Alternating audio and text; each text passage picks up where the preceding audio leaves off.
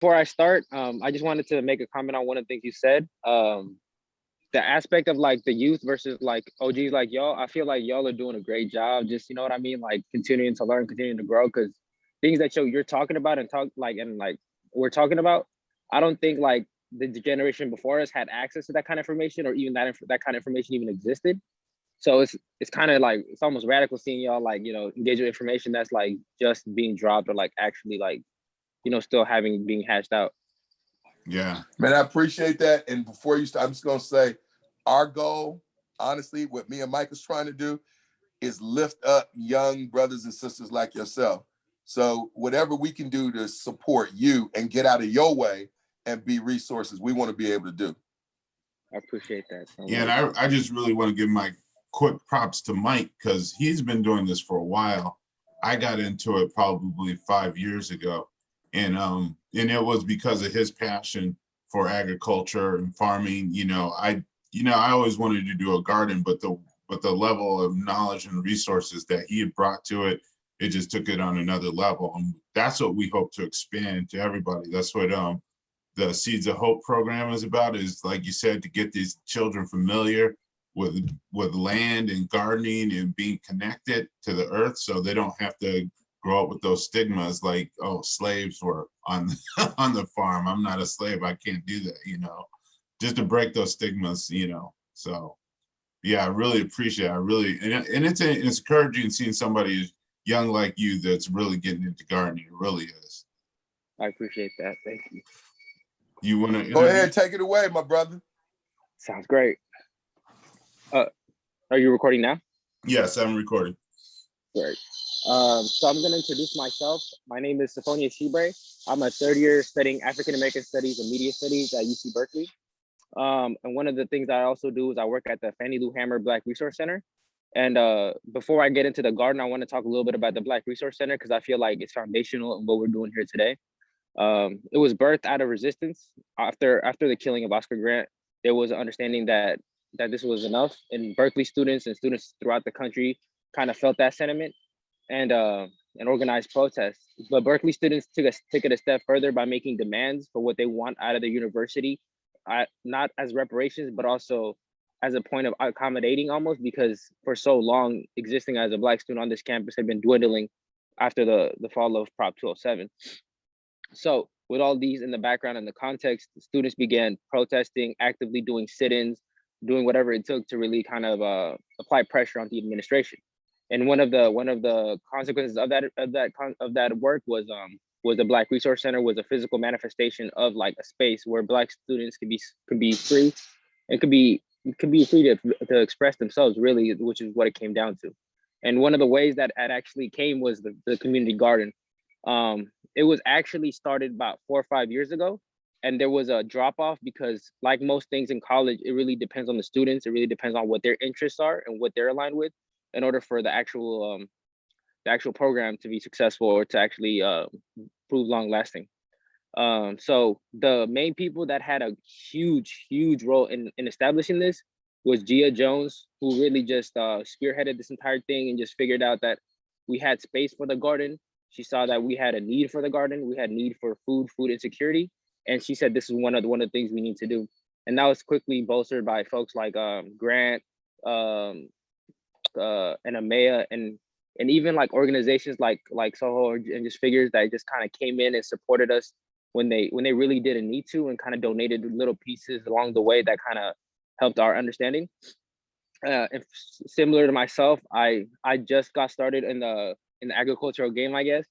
There was a very much an understanding that as an inner city kid growing up in the inner city, there was very much limited opportunities for me. I understood very quickly that although I had a better understanding as an immigrant of what food, diet, and how that contributes to your health, I saw very quickly that people around me were disconnected. And coming to Berkeley and seeing now that I had space and resources to kind of engage with this, I really put myself in that position, and I kind of accepted really whatever was kind of available here to do. So that's kind of the idea of who we are. And the idea really is just collaborative work on the basis of Black joy and Black liberation. So it really comes down to creating a safe and cultivating a happy environment. And I think that kind of shows, because if you do a labor of love, then the product will have love in it, I feel like. And the way I'm gonna kind of outline this tour is kind of take y'all from the basics, which is water and soil, and then kind of come back around and talk about maybe some of the plants and kind of where we're going and how we imagine our farm moving forward. So without any delay, I will walk y'all through the Fannie Lou Hamer student garden.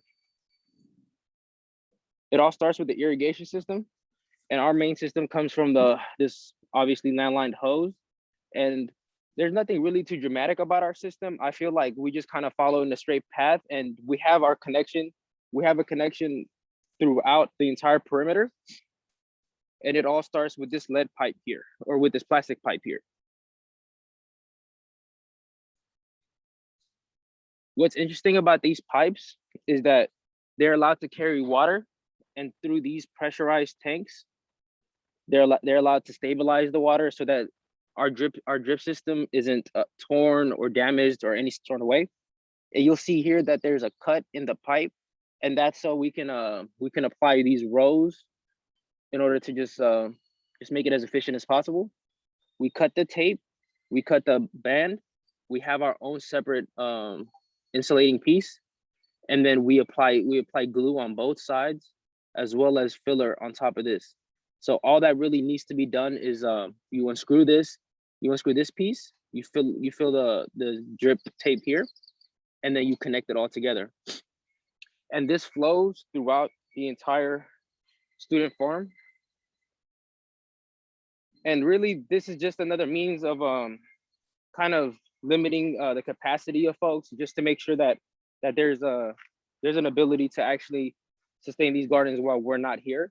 And I think these kinds of measures is what kind of limited the last generation, because they were so limited with resources. I feel like as Fannie Lou Hamer developed, we were able to support the students a lot more.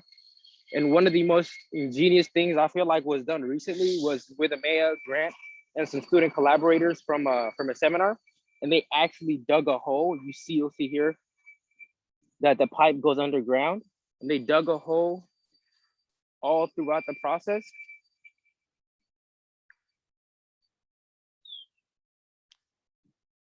And actually got a irrigation all the way to the other end. And for us, that might not seem like a major thing, but once you have irrigation, you're able to grow anywhere you want. And I think that's just a major thing, and that can't really be underscored, you know? And as for soil, one of the things I learned very quickly was just the very much the density of the soil, and how the color and just the texture of it all really affects how these plants react to it. So one of the biggest features was just the fact that that these soils actually respond to a very much intermixing. So there are old soils that look very much white, almost like they hadn't had resources in a very long time. I'm trying to find a couple that fit that, but those kinds of soils are very unproductive, and we're really trying to mix that. And one of the biggest things we're doing now is the compost, and that allows us to actually create our own mulch, create our own resources. So again, we're doing reliability, self-reliability, and self-sustaining garden, which really cultivates a better environment. And one of the things that's obviously important to the process is the tools. I'm not sure how familiar the students are with the tools, or how familiar they are with the process of even cutting through the process of just handling the garden, handling tools, and just getting comfortable with seeing these tools. So this is our shed. We initially got the shed a year ago when we first started our process. And honestly, at this point, we've kind of outgrown this, and we're kind of trying to shift towards a bigger space, a bigger really everything. So that you need workers' gloves. That's the first and foremost. We have these clippers for the pipes that you've seen recently, and that's just to make sure we again clip and make sure separated. Obviously, we have We have plows. I mean, we have plows. We have shovels, rakes, and again, this isn't the most well-funded shed, but it does the job, and I feel like the students are able to interact with the space well. And like I said, this was the compost that we are working on now. And again, this was donated by an older farm that no longer had a use for it. And kind of in our earliest stages, we've kind of experienced the kindness from other gardens and other spaces. And again, this may not seem like much, but once you have the pieces and once you have the equipment you'll need, put it together, that's the goal for tomorrow. And now these plants, and it's kind of incredible to me because I feel like they've only been around for only a few months, but it's able to really just, okay. Did I lose you? We're here. Okay, great. So one thing you'll notice is just like how tall these plants have gotten. And obviously y'all weren't here for the process, but it's kind of incredible to see how they've gotten here from where they started. And we grow very much just some bread and butter type of frowns, which is kind of like the Mexican marigolds, the board beans, celery. We grow a lot of arugula, a lot of cabbage. So, and this is also intentional, going back on the role about being mindful about your capacity, being mindful about how much you can give, and knowing that there are plants around that can support that capacity, and you can still engage with that space. So these are the Mexican. I mean, these are the cabbages, obviously. Sorry about the mix up. And the greatest parts about this is just extending, and we're actually about to do our spring seed planting, and that's gonna look like watermelon, tomatoes, very much lively, green, and just green. Yeah, and I think that just changes the environment, changes the space. Another thing we're growing, these are more cabbages, these are more radishes. So, and these just got seeded about a month ago, so these are growing pretty fast. And I feel like, at least in Berkeley, as prominent as it is, I feel like we see a lot more critters. We see a lot more deer, squirrel, but also houseless folk too, that sometimes just look for rest. So one of the biggest things we're kind of doing is, how do we manage our space? How do we make it safe for marginalized folks, that like women, like LGBTQ plus folks that might feel security is more prominent to them, while also supporting our houseless folks. And I think that comes with understanding ground rules, and just solidifying our space here and solidifying the culture we want to establish. Another project that we have coming up is also a herb garden.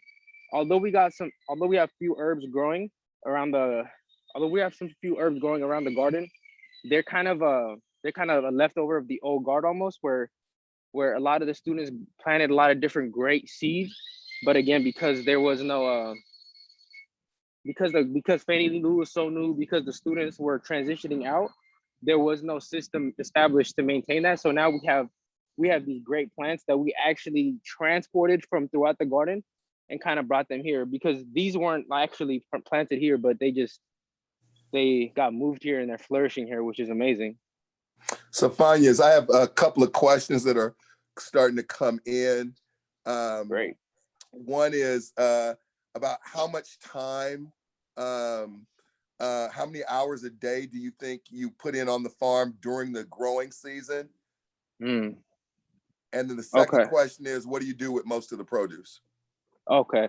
So I was actually having a great conversation with Michael today about that, where this is our I guess this is our experimental phase, where we don't really have these partnerships. And like I was talking about with Soga and Fannie Lou and all these great collaborators that came out and supported us, it's really about how we can kind of give back. I think now we're in a position where we have resources, we have produce, or we're developing these produce. So now we just want to partner up. We just want to, like, and that's kind of one of our things in our meetings, where it's like, how about each one of us go find a few figures, go find a few organizations that are doing great work and try to partner with them, try to give them the resources, food, whatever we have growing here. And that's one of the things about this, where it's like, we understand that every season is not going to be a full harvest. We understand that every season is not going to be a full how would I want to word this? It's not going to be just, it's not going to be we're not a real farm, obviously. Like, we're very much a student farm that's giving as much as we can in order to just live sustainably. And that's kind of inspired, before I get to the next question, that's kind of inspired me to kind of think critically about, as an African American studies major, and as a Black man that wants to like support youth moving forward, how do I engage with abolitionist work? How do I engage with radical work? And just the simple fact of having a garden and giving food feels radical to me, you know, where it's like, we live in a very much in a capitalistic world that prides itself on transaction, on exchange. But just the fact of simple humanity, giving food, giving resources for folks that just need it because they need it, I think it doesn't need to be anything more than that for me, especially. And I think that's where the power of this garden kind of is coming from. And that's why we're getting so much support from different folks. And for the second question, it's an interesting process because we have weekly projects. So these are set dates that we come and work. But I myself, I come in Tuesdays, Monday, Tuesday, Thursday, and Saturday. And that's about for 45 minutes to an hour. And that's only because earlier on, we kind of paved the way, we cleared everything, we did what we need to do. So now we just kind of come in to weed, we come in to take care of a few things here and there. But aside from that, we're really tied towards just taking care of the day-to-day things. And at this point, just encouraging and cultivating a safe space for these plants so that they can kind of mature into their own process. So it's really just about protection, and it's really about taking care of these plants.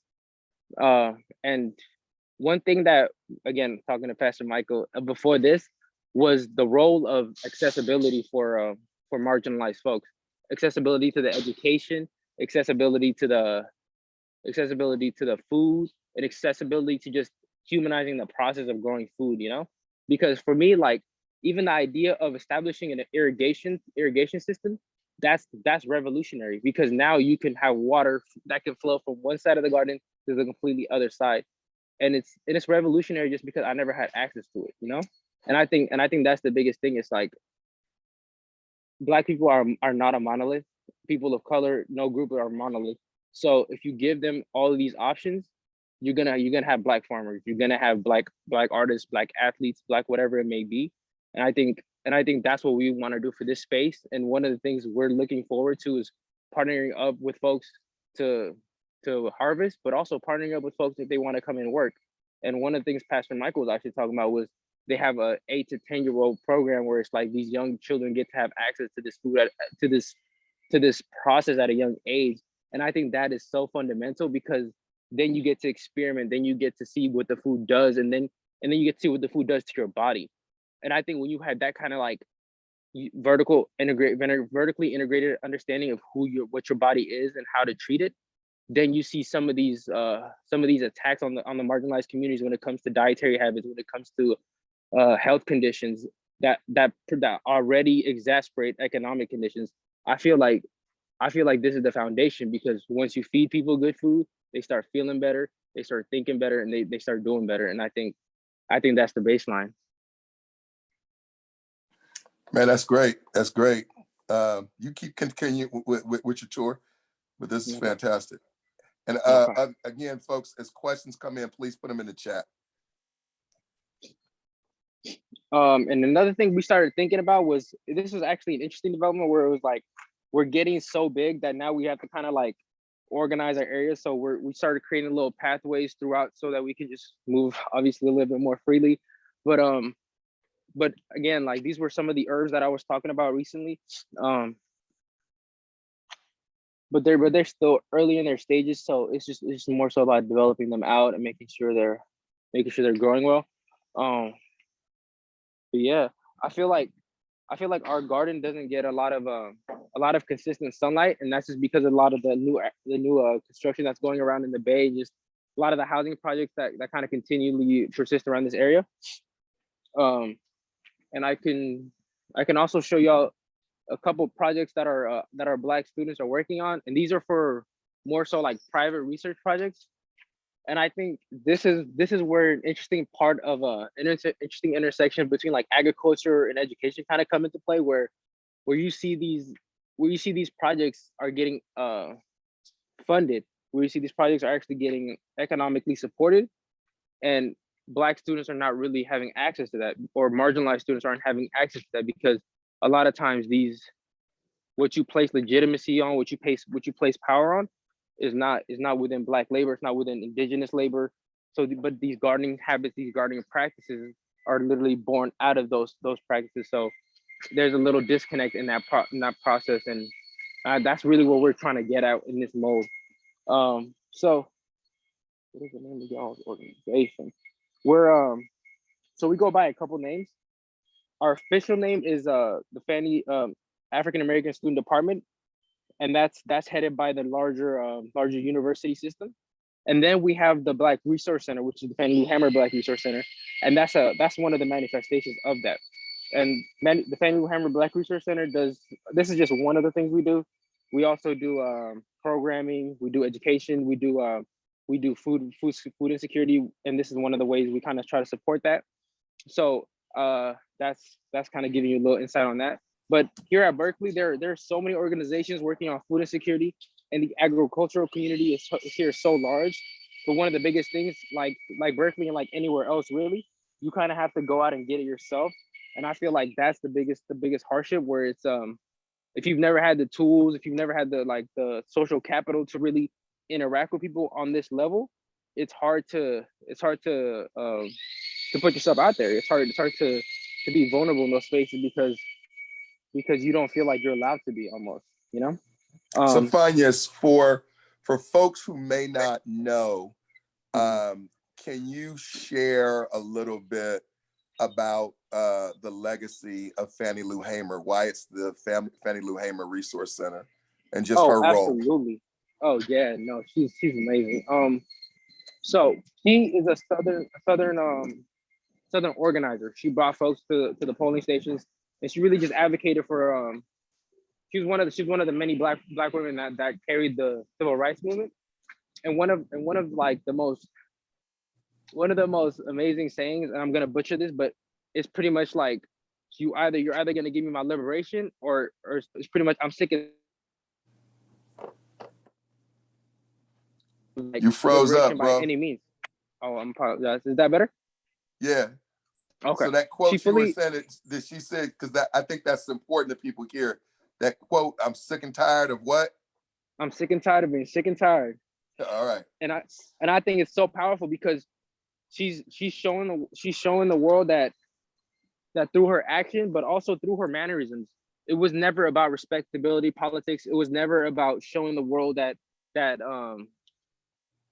she was willing to like fit into their mold, but more so that she wanted her image and her vision for Black liberation to sustain. And that was one of our, at least not our, but the generation before me, that was their focus in building this center, was how do you build a space that was unapologetically Black? How do you build a space that promotes Black joy and Black happiness first and foremost, and then engages with these harmful spaces, these violent spaces that ultimately are very much capitalistic and very much just reproducing the natures that started the black hegemony. If that makes sense. You were talking about the herbs that you all grow or are starting to grow. Can you talk about that for a minute? Are you guys growing herbs for medicinal purposes, for culinary purposes, for pollinator purposes, or what? What are you growing, and what are the reasons why? So these are the sweet fernals, and these are our main herbs right now. And when we say we're growing herbs, it's more so just it almost feels like it's kind of because of happenstance, or because of accident, because it was kind of a part of what the last generation's vision was. But there's a lot of reasons for growing herbs. Some herbs actually help other plants grow better. So herbs obviously have a mental and spiritual effect. So all of these factors kind of played into why we thought herbs were important to this space, and why we're gonna be moving forward working with those. And also herbs are also very easy to manage because they don't really ask for too much, and they're very much just uh daily taking care of. I mean, where it's like you come in, it's almost like weeding, where it's a process, but you don't necessarily have to invest all of yourself into it, if that makes sense. Cool. These are the broad beans right here. These have actually been growing really well, and these are one of the plants that our cohort and the cohort before us was really just promoting very heavily, because it's everywhere. Cilantro down here, and like I said, our garden isn't the flashiest, the biggest, but I think it's just because we've been here for about 8 months now, and it's always been a labor of love, and that's what I always say, because I feel like the garden really stands on community, and it really just stands on what the community does for it, because that's largely all it'll ever be. If nobody's out here to nurture, kind of reminds me of what DMX said, where it's like he thought cars were this and that, like, or he thought plants needed all the best soils and best things, but ultimately all they needed was a little care and attention, and they provide so much back into people that I feel like that's the least we could do. Cool. And then I know the Tithonia, the Mexican sunflower, or marigold, I guess, that you were talking about, those, were those planted for a specific purpose, or were they more around like trying to deter insect pests, or is it for beautification, or do you know kind of why they were incorporated? The marigolds, I believe, were incorporated, like you were saying, for pests, but also for beautification, because one of our biggest purposes, and I'll take it back here, was to create a community space, because we don't want this garden or this farm to just be a farm. We want it to be a space where Black students could come, where we can do, we have, Fannie Lou Hamer has one of these events where it's called Welcome Black. And the idea of it is also just to welcome Black students back into a predominantly white institution, but in a Black way that encourages them, that gets them excited and encouraged about learning. And another one of our like beautification projects is also these plants, and and right now they don't look like too much. However, in a short time, they'll start blooming these flowers, and that's again kind of how we're trying to integrate a very more a more holistic understanding of beauty and wellness. I think kind of like we were talking about earlier, there's an ideology about agriculture within like marginalized communities, because there's so much pain and trauma and exploitation that exists on lands like this. So when you see more visually appealing plants, when you see plants you probably recognize that you might probably associate with a sunflower, or very much just like very much newness, or very much familiarity, it might be a lot easier for folks to just to interact with the space, and just to be part of the space. And this is our freshest ones, and we planted these last Friday. Last Friday? Yes. So, and that's the goal with our garden. And one of the biggest things is the limitations of student life. After 4 years, not after 4 years, after this year, I'll be gone. And then after 3-4 years, kind of like picking this up after us will be gone. And even then, you also have limitations like spring break, summer break, winter break. How do you provide for the space? How do you make sure security? How do you make sure we're welcoming folks? But also, how do we meaningfully fight food deserts and food insecurity throughout the Bay Area? 3 blocks from here, there's an area called People's Park. They're actually trying to displace houseless folks because UC Berkeley is trying to build a UC campus, a UC housing building. And that gets at the hypocrisy of this institution, where you'll see places like Fannie Lou Hamer getting co-opted, and the Berkeley institution saying, we help support this, when they actually actively divested from it. And the same thing here, where it's when you're not giving these supports to these people, then again, it's students, it's people that like that sympathize, that have empathy or heart towards these causes, that actually have to stand up and carry an extra load and extra burden. and and you see it reflected in these kind of logistical hardships, you know. So for instance, um like I was saying, Grant and Amaya, y'all wouldn't know them, but they had a they had a huge impact, pretty much fundamental in what we're doing here today. But getting them paid, getting them like economically, like what they've been doing, it's been hard because the institution, or because of the ways that like they criterize labor and work, doesn't fit with what they've seen, what they believe is being done. And I think that's one of the hardest things that we're trying to do now is actively join the larger agricultural community, which has POC, which has colorist tensions, which has very much a white man's presence, even though very much the idea of like an environmentalism mentality is very much controlled largely by white men. And they, because they dominate these spaces, they delegitimize spaces for black POC, queer, whatever it may be, folks, from actually from speaking their perspective and their history. Because what people won't say is, although these practices, these methods are generations old, and these communities have trauma, it is also within their bodies, within their DNA, because that's how a lot of trauma, memories, whatever, maybe that's how it gets passed down. So I think there's a confidence element, a part of this garden. I think there's so much beauty to this garden, and it's really just what you can imagine.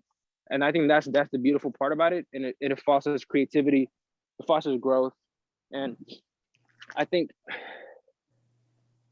this garden, this is the crazy part is this is the worst that it'll ever look.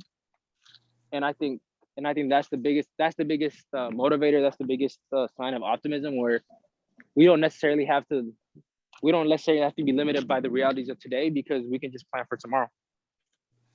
That sounds really good. You know, you were talking about the challenge of long-term sustainability. You know, obviously most students are going to be there 4 or 5 years, you know, and you move on.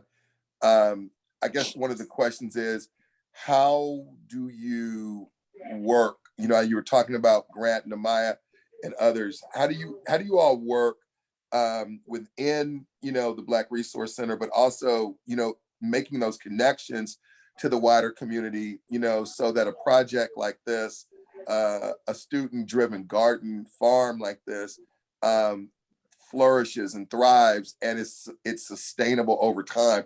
Are there ways that the outside university community can help you all, can support you? Is there a plan in place that you all have already, and you don't need any help? But can you talk about that for a minute? And there's a couple of more questions that are coming in. Sounds great. And honestly, those are the conversations we're still having now. And it's an interesting place to be, because you're like, let's say for instance, if we legitimate ourselves and work with the university, then we'll have more lasting power, because the university is obviously has a larger voice to promote us, to sustain us, and to actually invest in us. But then there's an element of, would they co-op? How are they gonna imprint themselves into our focus? And I think that really affects how we kind of build partnerships. And with this class, I think that's the biggest thing, where we think these classes are rooted in I think it's important to build these good partnerships. So that's why we like working with churches like y'all, with McGee Church, Baptist Church, where it's important to us that they stand with our values before we work with them, before we really associate with them. And that's an extension of Fannie Lou Hammer, and that's the extension of like the agricultural community here. And one of the things that I feel like is really powerful in our sustenance is the pro staff here that works at the Fannie Lou Hammer Black Research Center, specifically Melissa Charles and Takia Jackson, because and this is kind of the signs like where we see some critters are getting here. They're kind of doing what they need to do, getting their food up and stuff. But that's really our lasting power. I think we can find folks within the administration of Berkeley that have our vision, that have the students' interest and mind, And that's really what it's about. And that's similar with Pastor Michael, where he has y'all's best interest in mind. It's just about making sure you're building those right connections with the right people. But even outside the university, I feel like connections like this are important, because then you have networks outside. You know, you have other people that you build relationship with, that force you to stay alive, because that's really what this project is. Because without Sogo or without this that, we would have probably had a lot harder time, if not folded. And similar with and this vice versa. I feel like we will support other gardens moving forward, and we'll be able to. And now that we're establishing our foundation, what's only going to get better from here. Uh, I hope I answered that question, but if there are more, I'm definitely more than willing. You definitely answered it, and just know that again, we're gonna stand with you, Food, Faith, and Justice, and we'll make a deliberate, commitment to work with you all. Really excited about that. Michael had a question that he asked: what can people do to create similar spaces in their area? And it's crazy, because I've been thinking the same thing, because I'm originally from San Diego. So I'm like, how do I take this to City Heights? How do I bring this kind of understanding, this kind of experience to the next generation? And I think it's literally as simple as and also, again, Pastor Michael, because he keeps dropping gems. We had a conversation about just the ability for land to have multiple purposes, where churches can still work as gardens. So it's really just about putting yourself out there. And like I was talking about, like, it's hard for Black POC students, any marginalized person really, to interact with something they're unfamiliar with, because we're not encouraged to even we're not encouraged to be curious. We're not encouraged to step out of our comfort zone. So that's that kind of element where you have to kind of step out of your comfort zone, reach out to a couple people in high places, because chances are these places are begging for help. Like they want to interact with the youth. They want to interact with y'all. So it's more so just step into that, own the power you have in these spaces, and show them your vision, because I promise you, once you show them your vision, they'll hop on. That's powerful. There's another question, and maybe you have an answer to this, maybe you don't. But the thing, even in sustainable agriculture, we can't escape technology. And you started talking about how students were doing like some opportunities for private research and things like that. I'm thinking about the issue of agro and eco technology, and how do we integrate different technologies. Scott Murray, who heads up the cohort in San Diego at the Mission Resource Conservation District that Mesa teaches, he was showing in his farm like kind of a drone, a piece where the drones were kind of and GPS was kind of mapping the farm. I know you don't have a huge space, but are there plans to, or even thoughts to talk to other departments on the Berkeley campus about integrating, things for sustainable agriculture, whether, it's robotics or drones or things like that, that can enhance not only what you do demonstratively, but for instance, you may have students and Black students and other students of color that may not be directly involved, in the agricultural piece, but if their spirits and their minds were sparked about, oh, this is how a drone can help urban agriculture or student agriculture. Are there thoughts that you might try to engage others in different departments or different segments of the university to enhance, the agroecological system that you all are building wonderfully here? I love that question, first of all. And secondly, I think definitely, but I think it kind of comes down to the idea monolithic, and neither is agriculture. I think you can come at it from so many different that is doing a lot of this, and her perspective is through physics. She's Okay. thinking, she's interested in soil and on the micro level. So I think it's really just about how you can apply your interest here. Even me as a media studies major, I can think about it from a standpoint of how do we advertise? How do we promote the garden? How do we make sure like the name and the the lasting power of that name, because then that affects recruitment, that affects how you sustain yourself long term. So I think you can come at this from so many perspectives. I think as long as you have a passion for this, you'll find your avenue. That's good. That's good. Folks we're at a place where we love to have other questions. You can either put them in the chat and I can read them, or you can ask directly.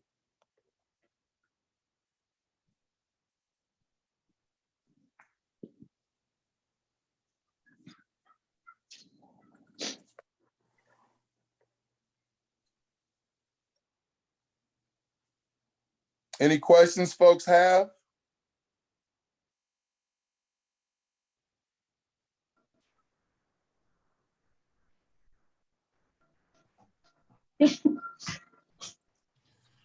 I have a question. So what kind of support, is there any kind of more support that you guys could use up at the Hammer Farm? Like you said something about churches could become gardens. I totally agree with that, but like from the other community people. I think it's all about just making sure you have your own, again, like collaboration is important, because then maybe like, oh, students are going to be gone in the summer. How do we support them? Or like, how do we kind of like, maybe we can offer more work days. Like, oh, we can do this for that. Like, like, I think it's more so just about how do you fill each other's capacity.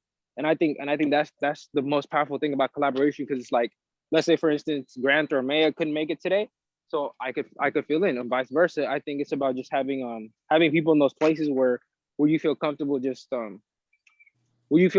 them just covering your role for a few days. And I think, and obviously vice versa. But for me, I think it doesn't need to be limited to a church or to really anything. I think it just needs to be limited to community space. And I feel like as long as you have a same eye for social work, for community, I don't understand why people would be upset about you growing food. Like it feels so counterproductive to me, because it's literally the most like liberating thing you could do in a very easiest way. Sofanyas, I'll tell you, it was interesting.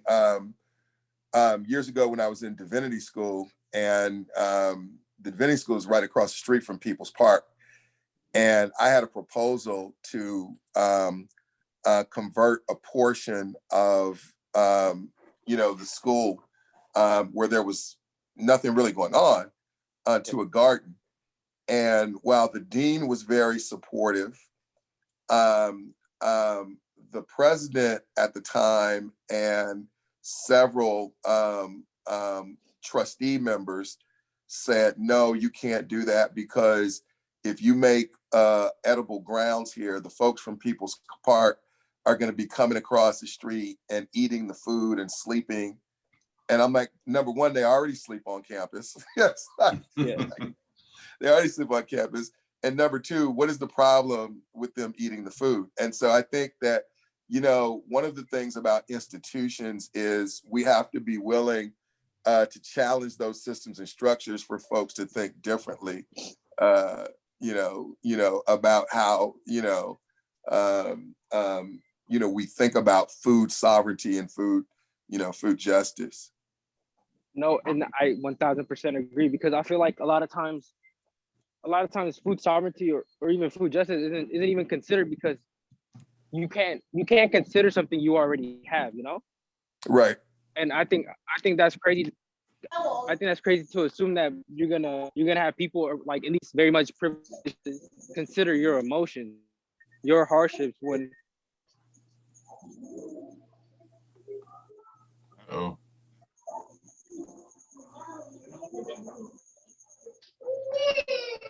I think we just lost his connection. Lost his connection? Yeah.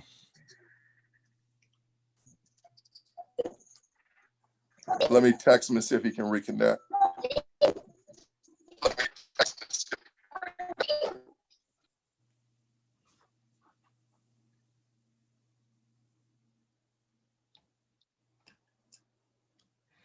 He may just have to move to a different part of the garden. Okay.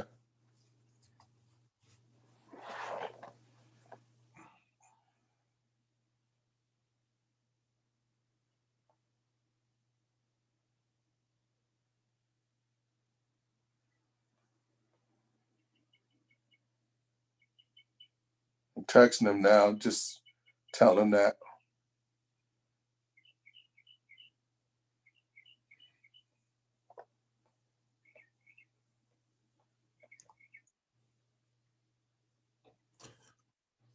Do you know where this is located? Is it behind the stadium? No, he's not up. He's not up that high. They're not up that okay. high. No. They are. So where like kind of People's Park is on Dwight Way. If I'm correct, I think that they are about 2 to 3 blocks west of there. Okay. Okay, I know what you're talking. Because I thought I saw industrial stuff, so I know what you're talking about now, though.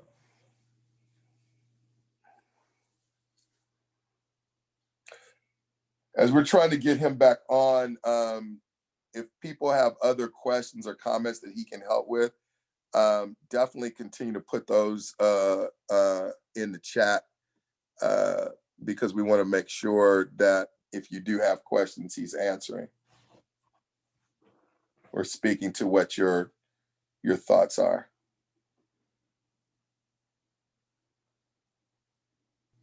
Got you, bro.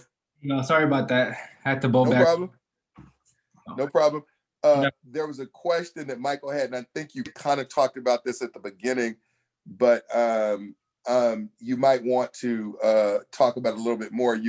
Michael was asking, is the space, can it be used as a meditative area? And I know you were talking about making it welcoming for everybody, but you might want to talk about that again. 1000%. One of the work we do at the Black Research Center is we're rooted in restorative justice, which really means that we don't believe in calling UC PD because half the time I'm assuming they'll misconstrue situations and assume that the Black students are at fault in the situation. So a lot of times what we do is we try to do a lot more accountability work, a lot more healing-based work, and a lot more unlearning, because a lot of students are coming from queer backgrounds, from poverty, from all of these like intersecting very much complicated feelings, like structural violences. But I feel like what a lot of people forget is like these structural forces still create very human feelings. People internalize inadequacy, people internalize these ideologies that are very essentially hyper-capitalist because you're working towards something you'll never attain in the real world. And I think that's a major aspect of what the work we're doing here. And I think it's important to understand that Black students need space. They need tangible space. They need tangible resources. And just because they can do a lot with a little doesn't mean that that's all they deserve to have, Yeah, Morris Henderson that we work with back on the East Coast, he had started an urban farm through his organization and a church, right? And one of the things that their goal, and they even had some USDA funding with a community food security project, but he was deliberate in, as much as they were growing food, they had a space that was about a 1/4 acre that was a Zen garden, and it was purely a meditative space. They weren't growing anything. There were some flowers and herbs and things like that, but it was really kind of just a place because he was working with veterans, a lot of veterans as well that were suffering from PTSD. And he started finding even some of the unhoused folks that he were working with that were suffering with other kinds of traumas, LGBTQ community and others. And they needed a space outside of just where they were growing and harvesting, where folks could just come and feel centered and feel safe. So I'm really excited, as Michael is saying, that you all are incorporating those thoughts and ideas into what you do. And I think herbal practices are important. I kind of grew up around them too because my mom grew a lot of herbs around the home. Not more so for the spiritual side, but just for the fact that they make food taste great. I think it's just that simple too. But it's also important that that they have work that healing properties. And I think it's important that people utilize them. And I think it's more important that people of color utilize them because traditional mechanisms for these healings are not available. If you think about Right. therapy, like therapy is great, therapy is amazing, but like how is it accessible? You know, how do you, and then if it's accessible, how do you have somebody that understands your experience? How do you find a Black therapist in your area? And then how do you have these conversations? Like, because a lot of times the therapist is word to mouth. So how do you get a reference in a Black community that poo-poos or that downplays on mental health and just mental wellness? So I think it's important just to utilize every avenue of growth you have. You know, if you see it as a positive means to getting to be the person you want to be, just you step onto it and step into it with as much courtesy as you can. Absolutely. Absolutely. Other questions folks have?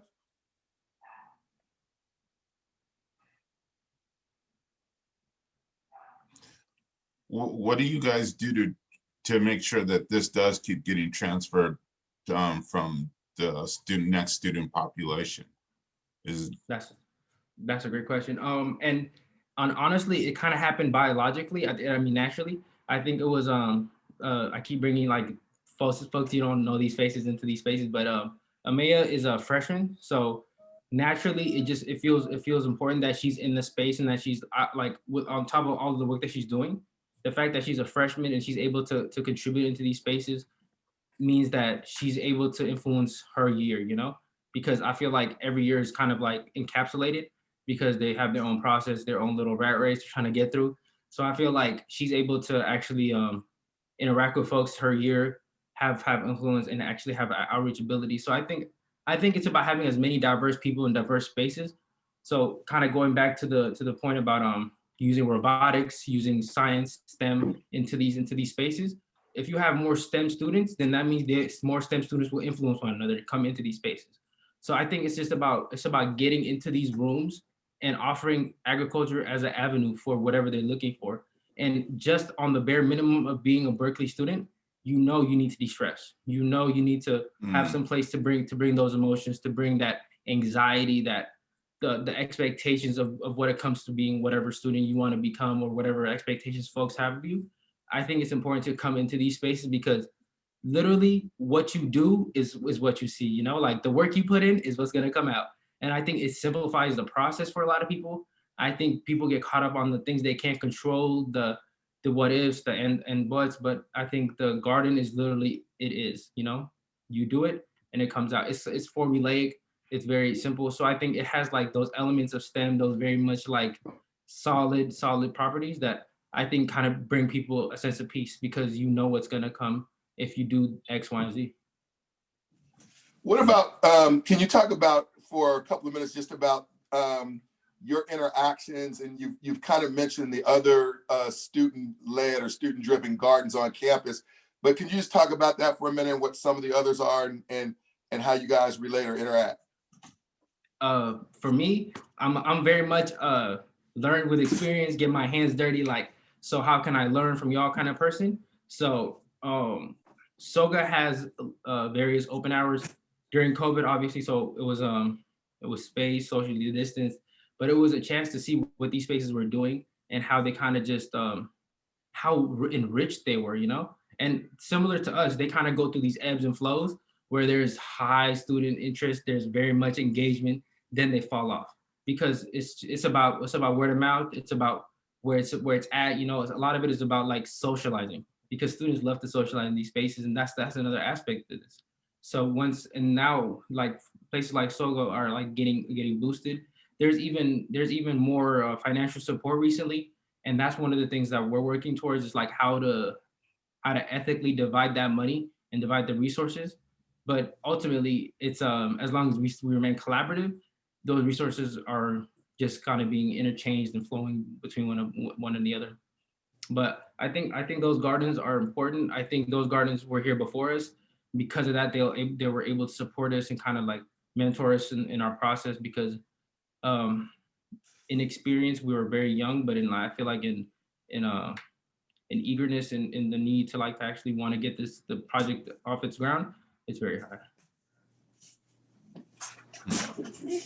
Cool. Other questions?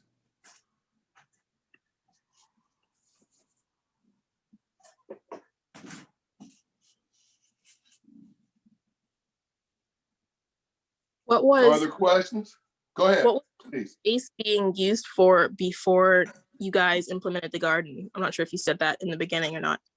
Yeah, I did speak on that.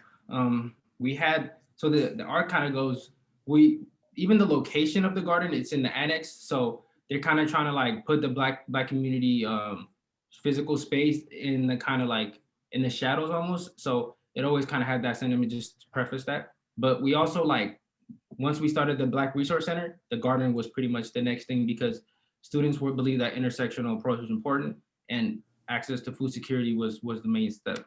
And then after that, there was a fall off. And since then, the garden really just kind of, I guess, wolfed out almost, where it was really, there was no watching out over, there was no like maintenance. So everything just kind of grew as it was supposed to. So that's why we found random like broad beans, arugula, like, and just everywhere we looked. And that was kind of like their legacy, but it was like, you know, without somebody to maintain it, to cut the weeds, to cut the grass, and to kind of like bring it all together with some like DMX said, with some affection and some tenderness. I think that's where you get the garden to look the way it does. But I think for you, like to the point you were saying, it wasn't really being used for anything until Gia had the thought to just say, let's revitalize this and let's just bring it back one step at a time. And honestly, it got so bad that we had to actually bring outside soil in just to like revitalize the land so that it can mix with some of the dead soil or the rotting soil that was kind of mixing with the wood. Did you guys get donations for those things you had to bring in? That's one of those, you know, it's like that's where the love kind of comes in. A lot of times students are kind of coming out of pocket with some of these things where they're kind of paying for the pipes, paying for like the drills or whatever it may be to build that new compost. So I think that's the next step for us, was like advocating for ourselves in more spaces so that we can get more resources. And I think that a lot of that it's kind of sad because it comes with the product. They don't believe that you're doing the work until the product shows, then they want to support or like want to enrich or encourage. And I think we're approaching that phase now where it's respectable. I don't like using that word, but it's like I feel like we're more respectable. We're like, or we have more to show. So Sofanyas, again, I'm going to keep reiterating that. Food, Faith, and Justice really wants to talk about partnerships. And we're not just talking about, you know, how you give produce to the soup kitchen or stuff like that. Those kinds of things are things that Michael and I need to know, because we may be able to collaborate on grants. We may be able to help raise some money. So, you know, I mean, things like tools and things like that you need, you know, even in a limited capacity, those are things that, quite frankly, if we were like aware of, we would find a way to help you, because we have other resources too. And so we really want to make sure that this project continues and we have that symbiotic relationship.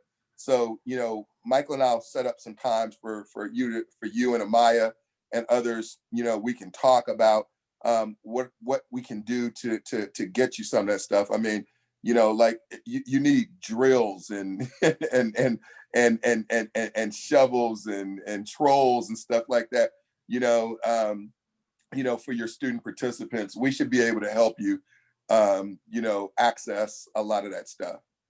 And honestly, seedlings. I was like, last year I had more seedlings than I could plant. That's amazing. These are great problems to have, though, honestly. Right. And no, this is vice versa though too. Like whatever it may be, labor support on your programming, like and even just like reaching the Black students on the Berkeley campus to build more community. Because one thing I will say, there's a large desire on this campus, although we're only 1%, to reach the larger Berkeley community. Because sure. even the work that Fannie, like I'll bring up an example, which is Fannie Lou Hamer has Berkeley Black Scholars, which works with Berkeley High students to kind of bring them into Berkeley, to bring them into kind of like the culture, the ideology, and just how to kind of like navigate these spaces, and just how to navigate like education in a very confident way, and just bringing yourself there. So I think this is kind of like a similar way, where it's like, whether it's through mentorship, whether it's through whatever it may be, like there's a desire here on this campus for collaboration, definitely. Yeah, I know the Berkeley Black Scholars well, so that's a great group. If you can forge a relationship with them. There's a question. There's a question that says, do you hope to contribute to food pantries, or does Berkeley already have a food pantry? I think Berkeley does have a food pantry. I think there are multiples because I think the students already recognize there's a big need for this. So again, like SOGO, like all these student gardens contribute to these spaces. Our goal specifically is A, to support Black people, B, to support houseless folks, and very much like these ultimately marginalized groups that rarely see the support. But yeah, literally, like at this point, we're trying to get food to whoever until it runs out. You know, we don't have at least I don't have a personal need for these food, which is amazing to say, because knowing that I have my education covered is an incredible privilege. But I understand that coming from where I came from, that's not the reality for everybody. So I think that's what the work of this is just empathy. So it's yeah, literally like all the food we got, we're trying to give away. Sounds great. Y'all have other questions for Sofanyas right now?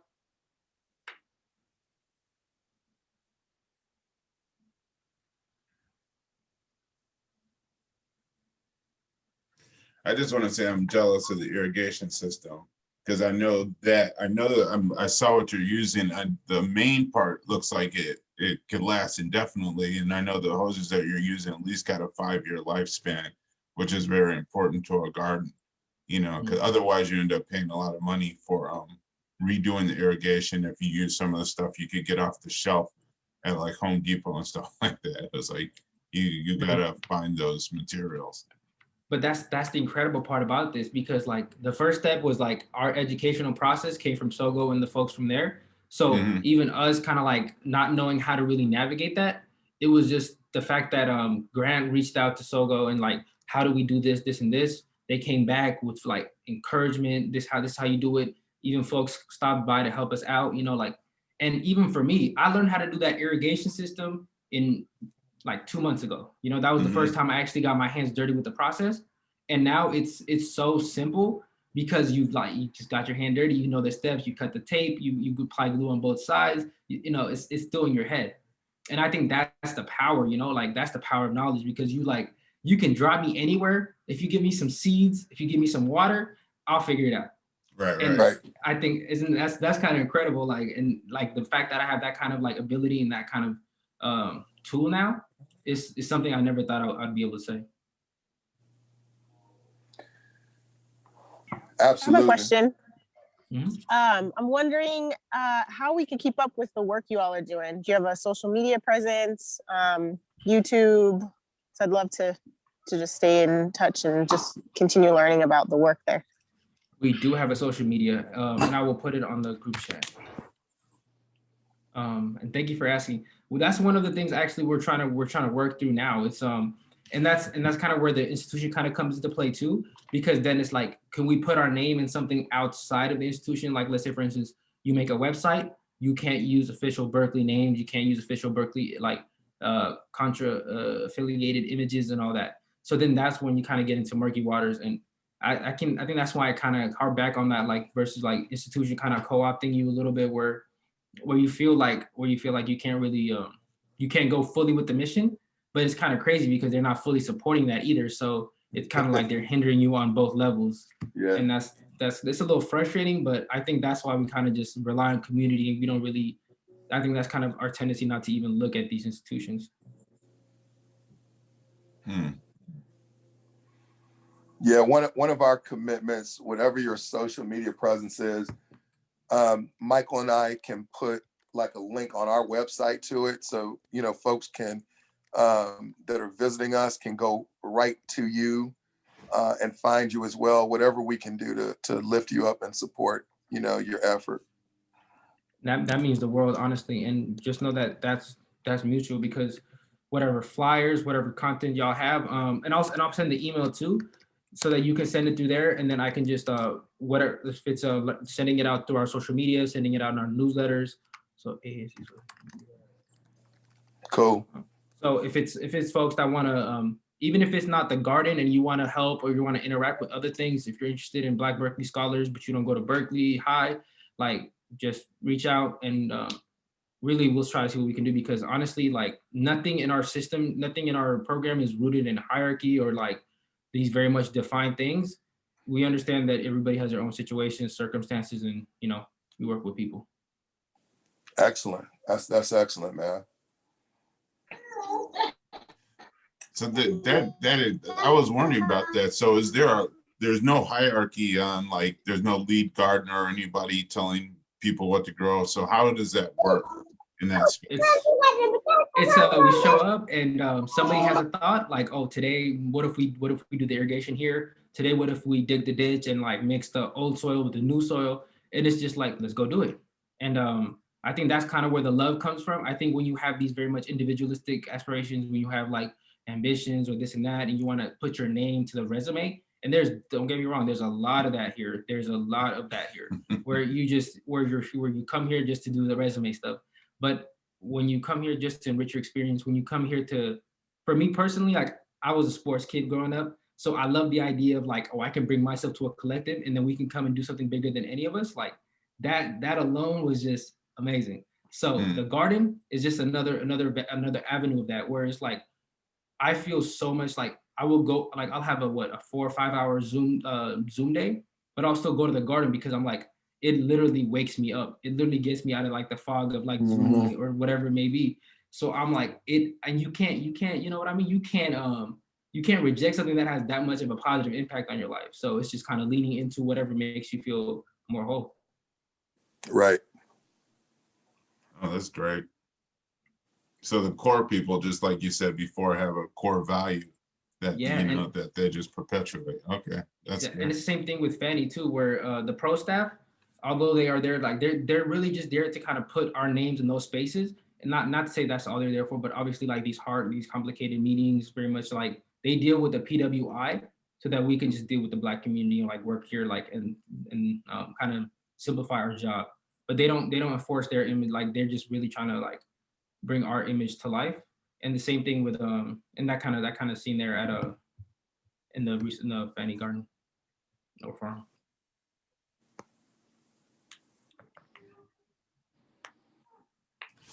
How do you keep stuff from the garden from going to waste? Because I know there was a lot of times where we were growing stuff, we'd harvest it and then it wasn't getting used right away.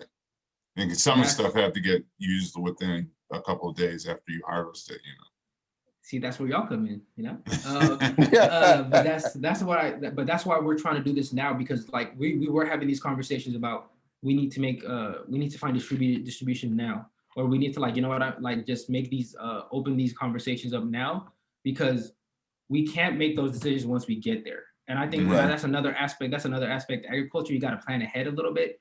You got to see the conditions. You're like, oh, we're going to the winter months, and then we're in the North Cal, so you're gonna get some windy ass nights. So that goal would be to just like integrate a little bit more crops that fit that.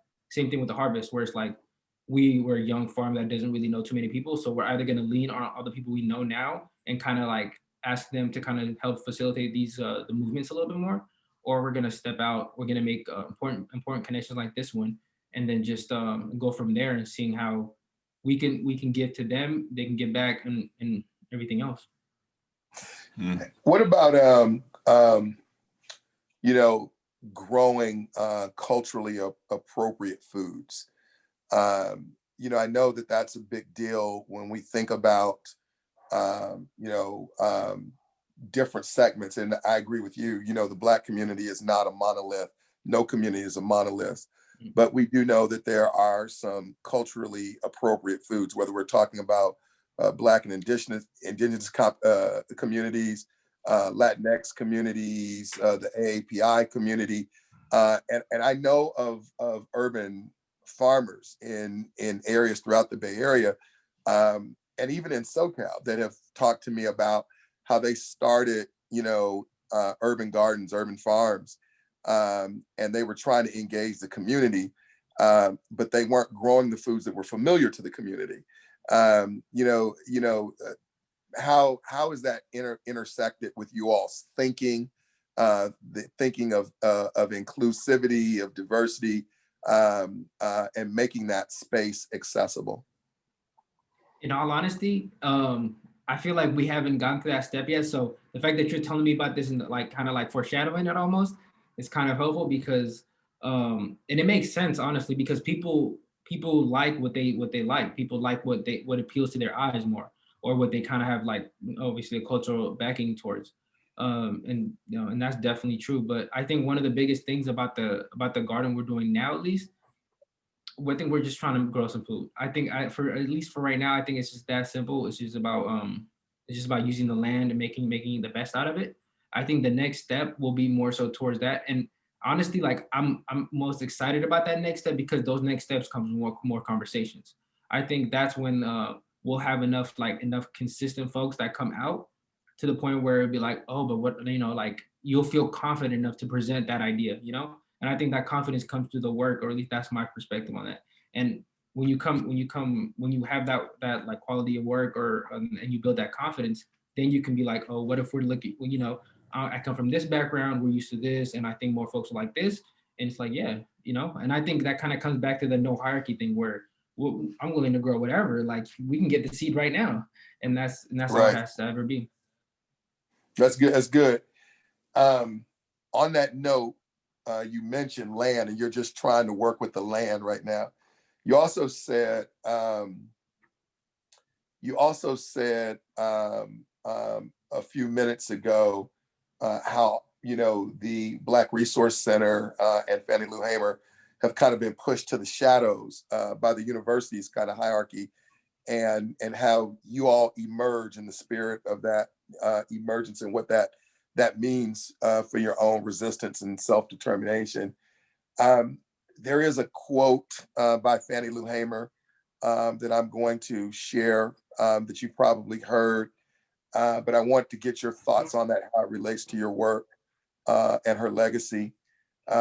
If I'm correct, she says, if you give a man or if you give anyone food, they'll eat it. But if you give them land, they'll grow their own food. What does that make you think of, again, against the backdrop of her legacy, the wonderful efforts that you all are doing at the Black Resource Center and the Fannie Lou Hamer Garden, and then just what that means in the larger thought of the community and what you're trying to engage? I mean, Miss Fannie Lou just outlined liberation right there, I think that's what true power and true freedom is, that knowledge, that understanding, that bolsters your sense of the world. It's really that simple. Like you can teach, if I show you how to do it, you are beholden to me forever, like I can bring you a piece of food and, like kind of like a stray animal, like not to make that comparison, but you're going to come back for more. Sure. And there's a clear power hierarchy in that, there's an established roles where it's like, oh yeah, you're subservient and I got the power, I got the food, mm-hmm. I got the resources. And that's kind of like outlining a little bit of capitalism where it's like, I'll break you off a little bit, but you got to come over here, or like, and you can kind of make X, Y, and Z at that point. As opposed to, let me teach you how to do this. You'll never need me again, honestly. Like that's what that means. Right. Like me teaching you this means you will not need me again. But it's like, but that's the point. I'm trying to build people that have their own sense of identity, their own sense of worth, and that's what Fannie might have been outlining. And I think that's how you make the overall movement more dangerous. But I think there are a lot of people that are trying to maintain a sense of image, a sense of power within these headless spaces, because there should never be a head in those spaces. It should just be community work. Yeah. Amen. Mike and I work with a bunch of people like that every day. Anyway, that's good. Any final questions for Sofanyas before we get out of this space and let him get on with his really busy day?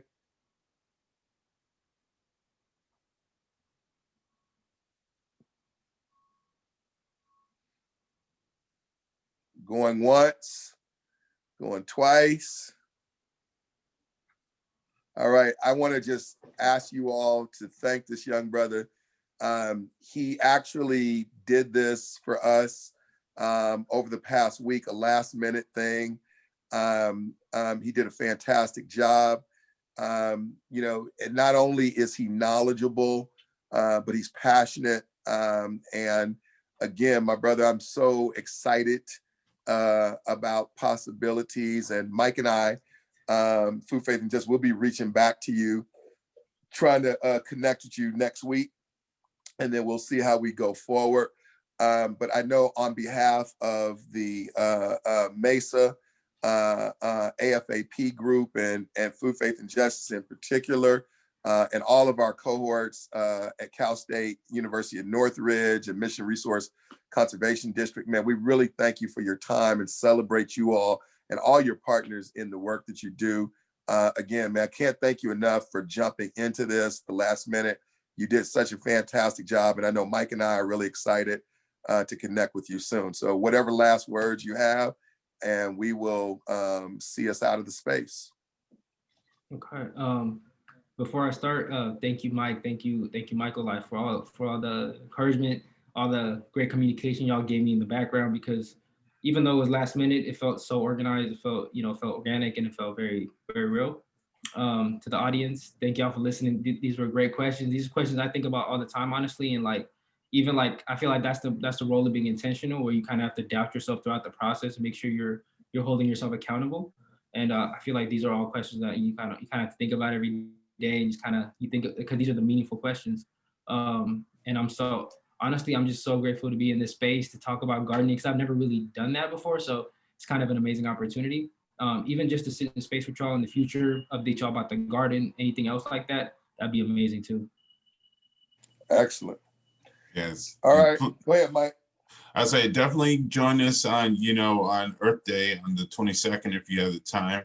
The registration's at cffj.org, and just be there, because you're inspirational. Not only what you're doing is inspirational, your love for the land, that just allowing that space to grow within inside of you, to have that connection.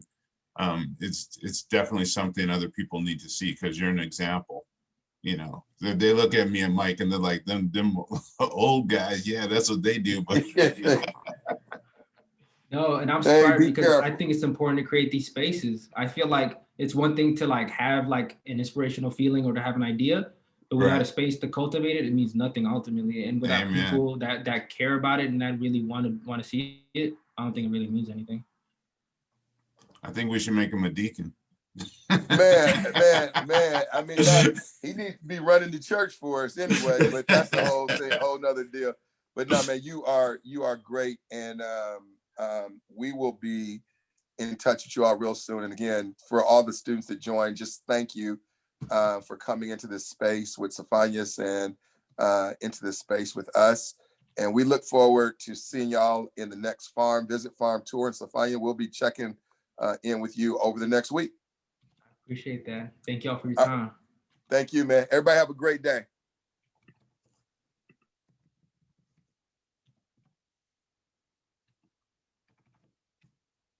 Mike, I'm gonna call you in a minute. Okay. All right. Have a great day, everybody.